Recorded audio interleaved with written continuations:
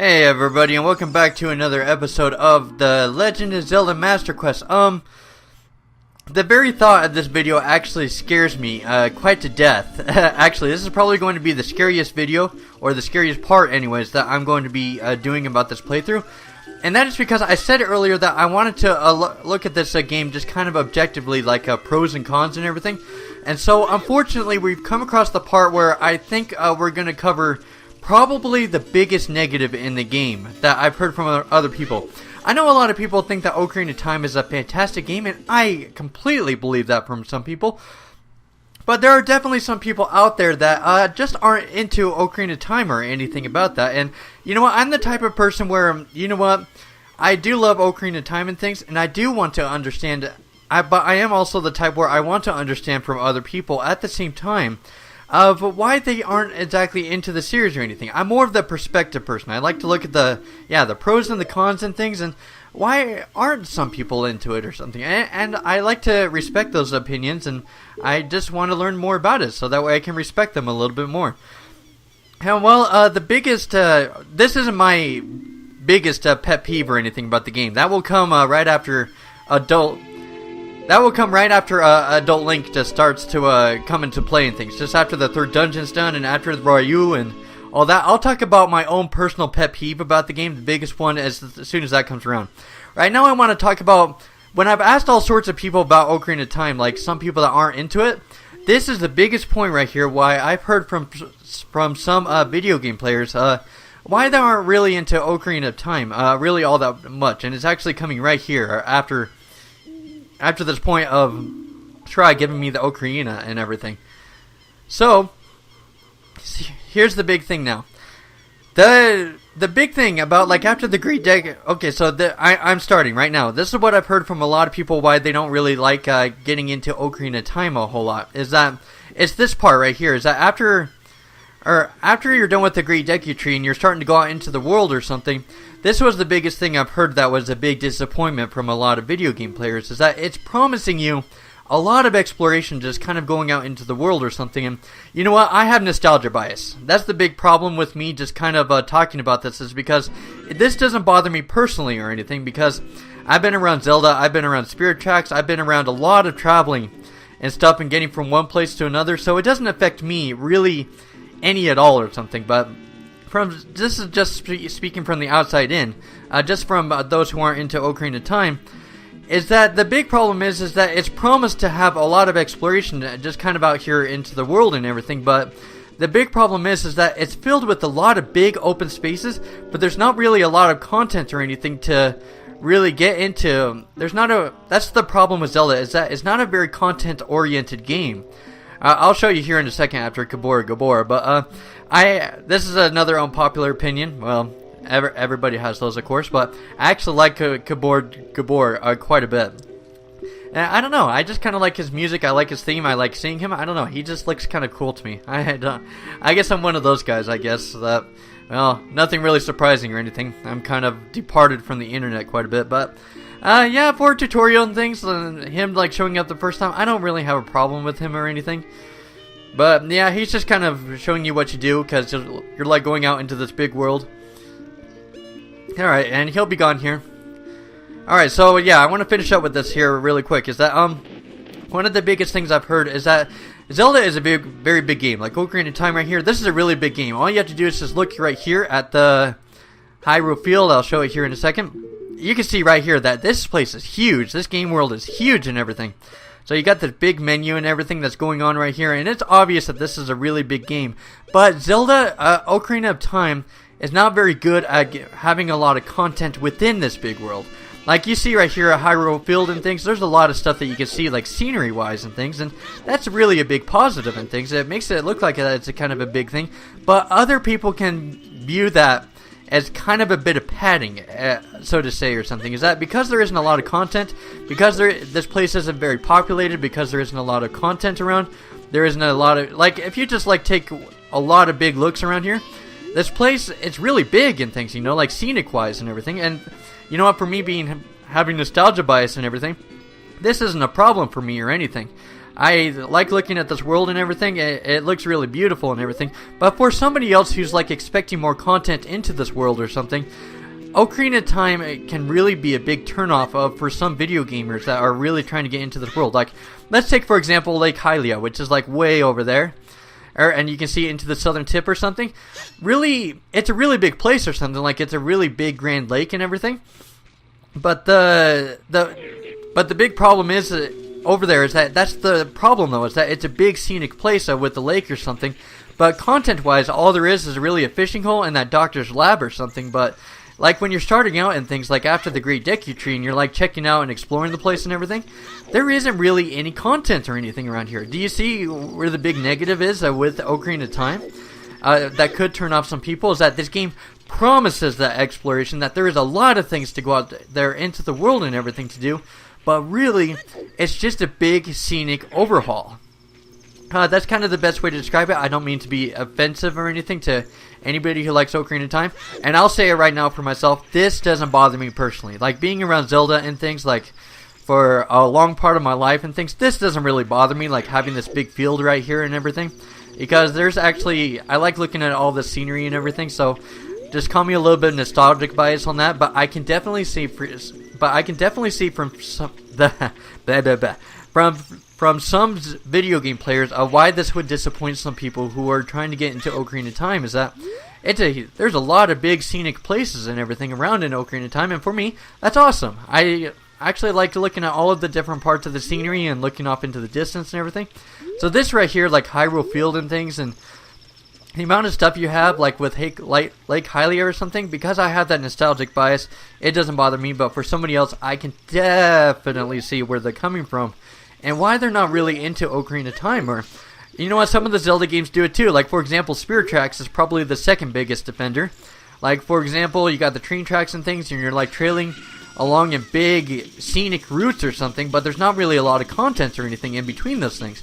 I'd probably say the third biggest offender is probably Wind Waker. It's because you have a big boat and things, and you have that big scenic overhaul, like with the ocean and everything.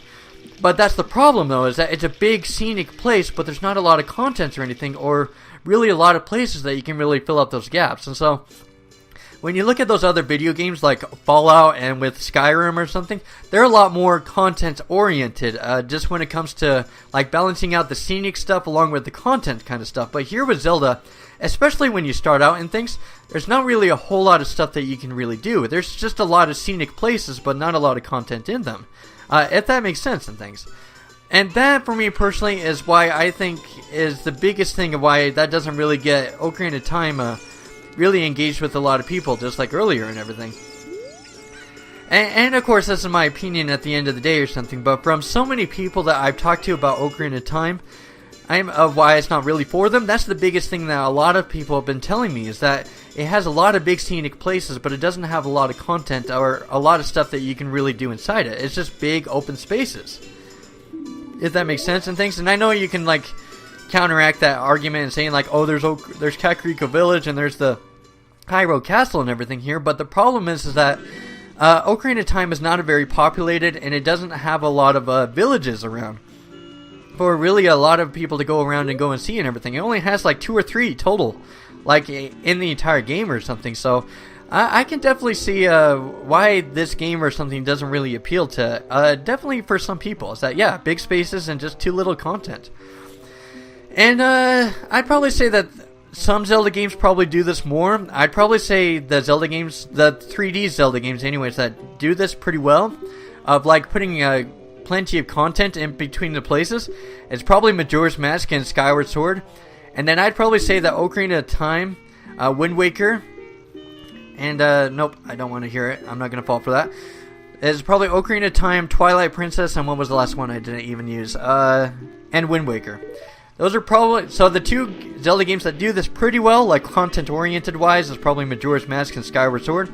And Ocarina of Time, Twilight Princess, and Wind Waker are not very good at, they give a lot of space and things, but not exactly a lot of content in between those kind of places. And with the 2D Zelda games, that's kind of a little bit of a different dimension kind of thing.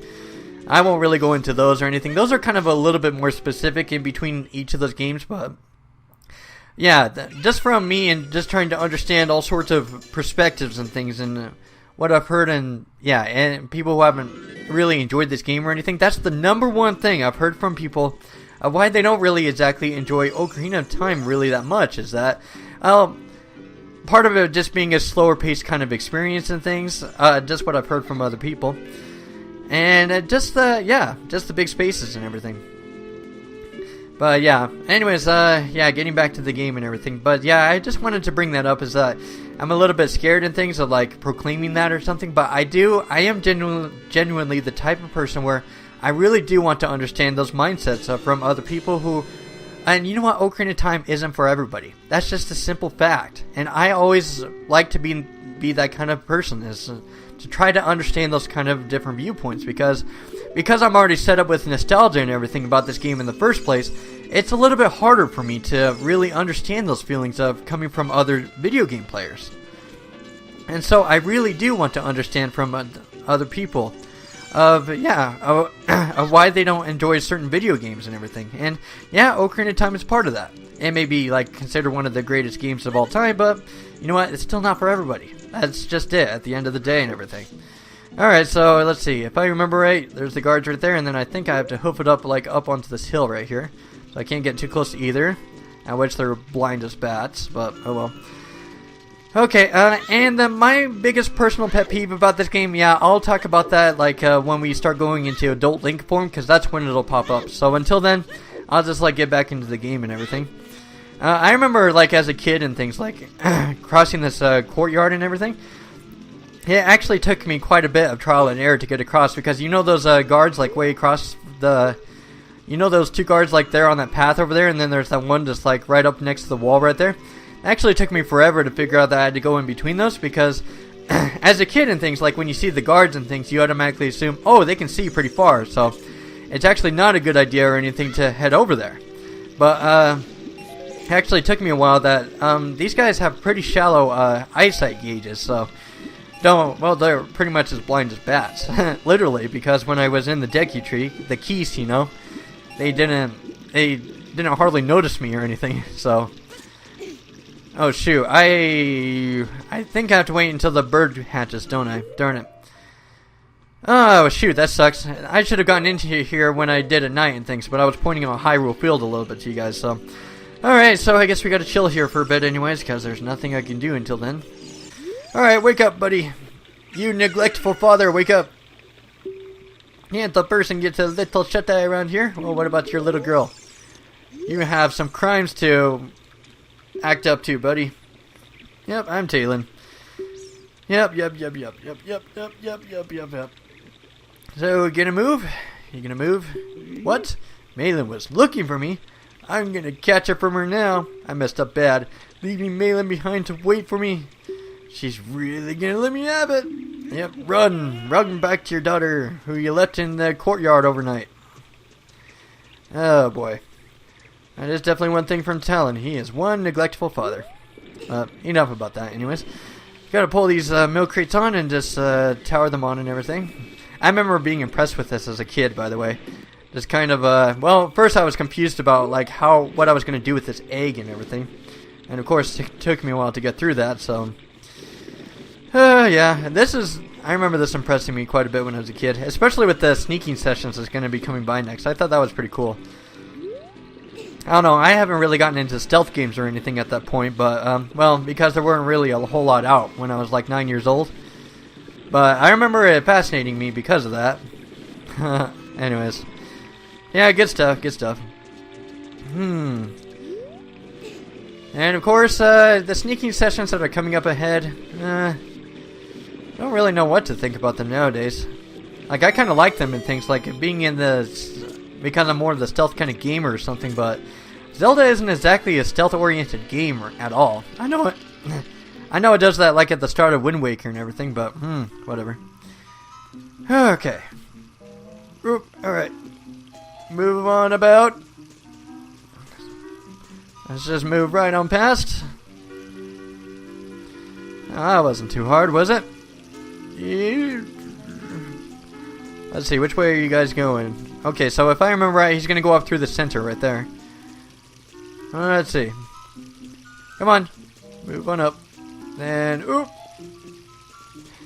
So close. Oh, shoot. Darn it. I got a little bit carried away, I guess. Oh, yeah, I know. Stay out, kid. Stay out. I remember I got caught, like, from the guards, like, endless amount of times. I wonder why I'm, like, choking or something. And it's kind of funny, because, like when I'm doing my countdowns and everything, I don't usually choke up or something, like, when I talk like this or anything. But, like, when it comes to my Let's Plays, like, after about 15 minutes in, my voice just kind of starts to crack a little bit. It's weird. But, like, never with countdowns. It's weird. Alright, so I guess I better not let my impatience, which is kind of ironic, because I just called myself a patient guy earlier. Alright, so... let's see, I think I'll do it this way, since this guy has a... I don't know, I just feel a little bit daring at the moment. I just want to, like, spice things up a little bit. And, of course, let's see, should I go lower or should I go higher? Sorry about that, my game just, like, froze or something, like, for a couple of minutes. Stupid computer and things. This is actually quite an old computer and things. Like, I've had it for quite a few years. Like, ever since I did my top 288, like, Legend of Zelda bosses, so... darn it. I don't have a really good controller or anything, so I can't really stay stable or anything up there, but... all he's gonna do is just go around that way, so... nothing too big or anything, right? That reminds me, I should probably... okay, I don't want to go all the way back. So I guess I shouldn't brave myself out that much, I guess. Anyways, what was I talking about? I don't remember. The game just like freezing or something like for a few minutes just kind of drove me... oh yeah, I think where... yeah, I'm gonna stop is probably when I talk to Zelda, so... not too bad or anything. Alright. Heading into the last part of it. Let's see, if I remember right, I think I should let the second guard go. Well, anyways, there's nothing wrong with the just in case scenario, I guess. Let my impatient troubles, like, go around. Yeah, it's right, you can't see me through this place. Through these hedges, even though you should. Yeah, but definitely one thing for sure, like, when it comes to... I know that this is going to sound kind of weird, but I kind of like Wind Waker's kind of sneaking sessions a little bit better. At least it was a little bit more suspenseful. Now, these guys are pretty much just doing their daily routine around the yard and things. And of course, since it's a kid's game, I guess they're not too worried about that or anything. Oh yeah, I remember there's quite a few Easter eggs and everything here in this courtyard. I wonder if I should show you guys here before I stop and things. I don't really want to stop here, like in the courtyard or anything, because that means I'm going to have to save it and come back another time, and then I'll be going back all the way to my tree house, like back in the Deku Forest, Kokiri Forest and everything. Boom! Got myself a nice red rupee.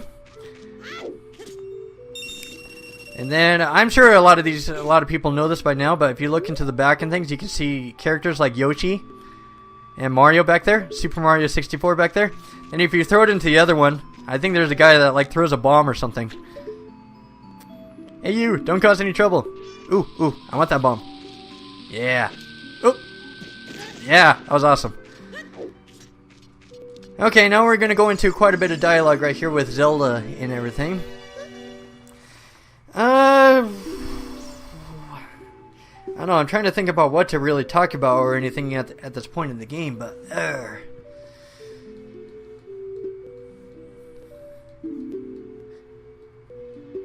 Then, are you from the forest? Then you wouldn't happen to have the spiritual stone of the forest, would you? That green and shining stone? Do you have it? Do you have it? No, I don't have it. Well, that's odd. I thought you might be the one from a dream. You really don't have it? Tell me the truth. Do you have it? Why won't you take no as an answer? Well, that's odd. I thought you might be the one from a dream. You really don't have it? Please tell me the truth. Of course you have it.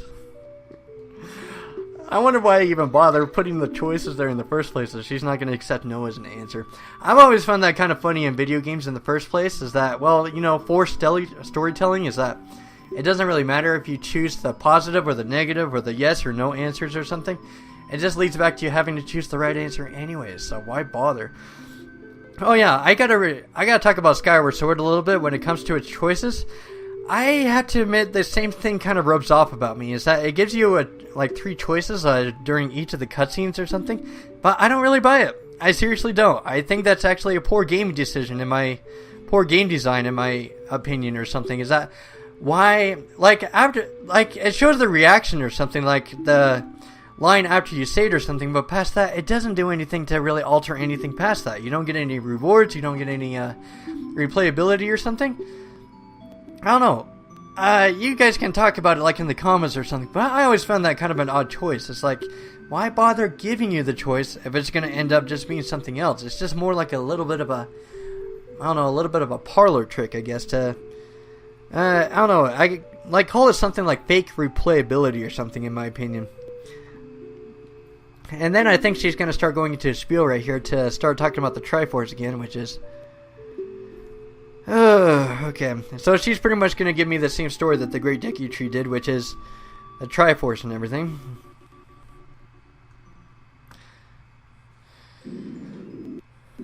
And, yeah, okay. It's pretty much just an overview from what the Great Deku Tree told me and everything. Nothing really is too spectacular or anything.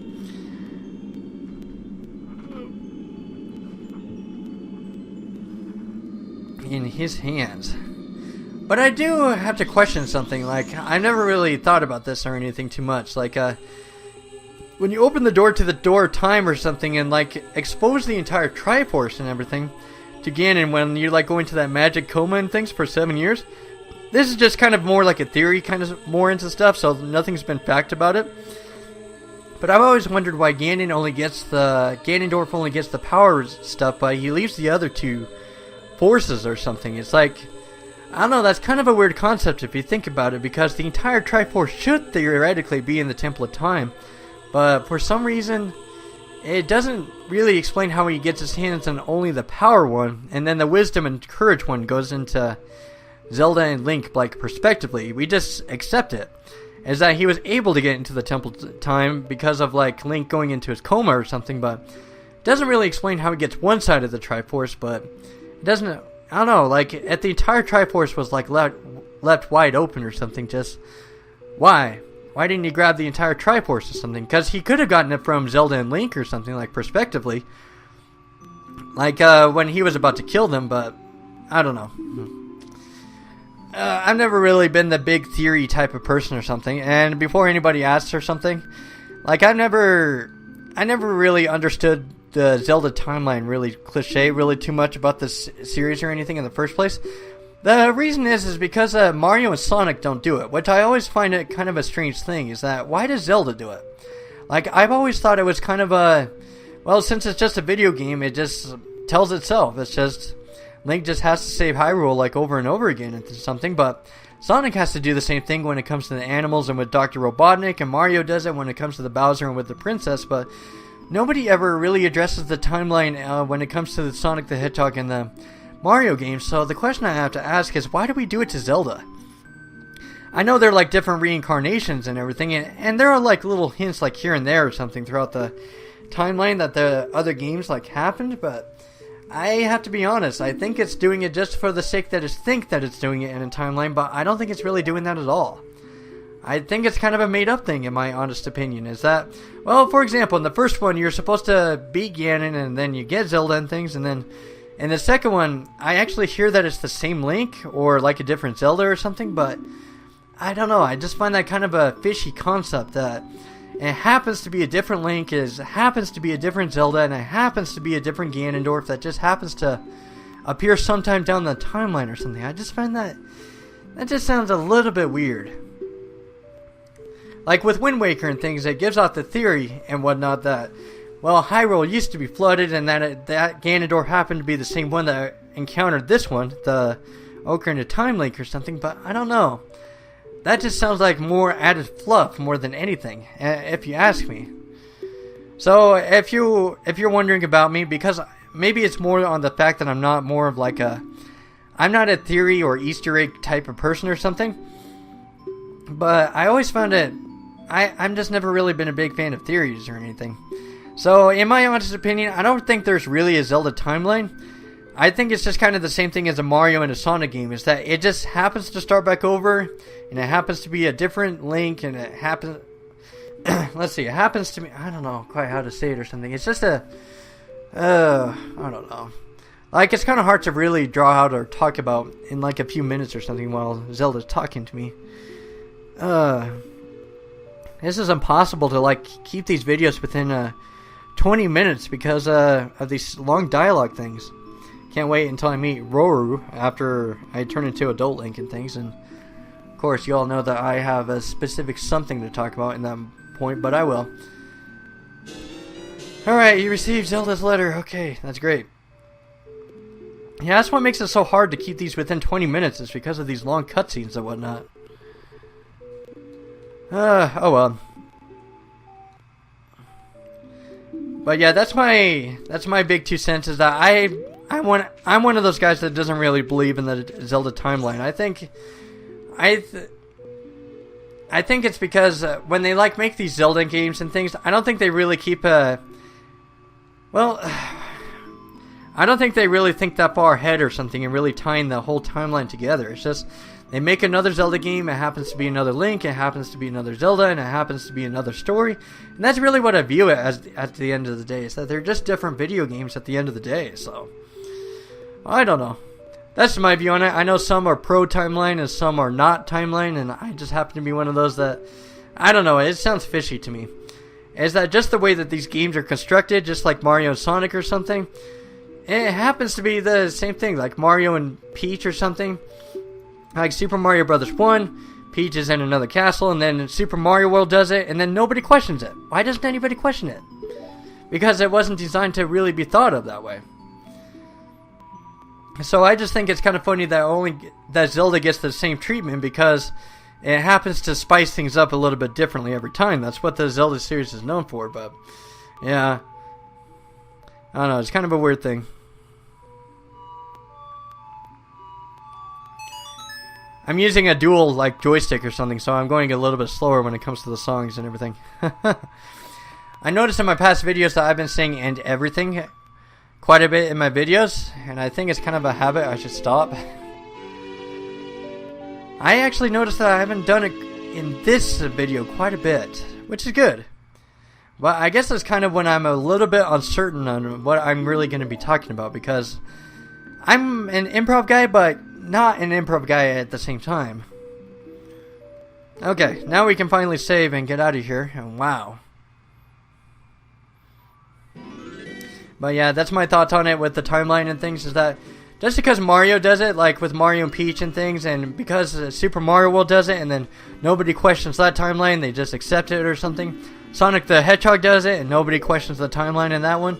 I kind of view Zelda as the same thing, is that it just starts off with a brand new slate, a brand new Link, a brand new Zelda, a brand new Ganondorf, and I know that I just created a buzzkill for theorists in the group or something, but I like when I started out with the Legend of Zelda series, I never think of them ever really intersecting or anything with each other, just kind of like with the timelines. I just thought of them as video games. You start up a new video game, you start out with a new Link, you start up with a new Zelda and things like that. That's just kind of more my cup of tea when I view these kind of things, is that I'm more on just enjoying the Zelda game rather than thinking about how they interconnect with one another. Anyways, I think that's pretty close to what I'm doing, but wow, these text boxes are really slow. Okay, I know. You want to leave? Okay, now finally. I was planning on making this 20 minutes, but holy cow. These long cutscenes. Yeah, I'm so sorry. I mean to make these 20 minutes long, but I can't. And because if I save in there and then stop or something, then I'll end up back at the treehouse over at Kokiri Forest over there. So I have to go through with it. Alright, that's it. So that's all for this part. I'm sorry for dragging things out more than I meant to. And alright, so I'll see you in the next part.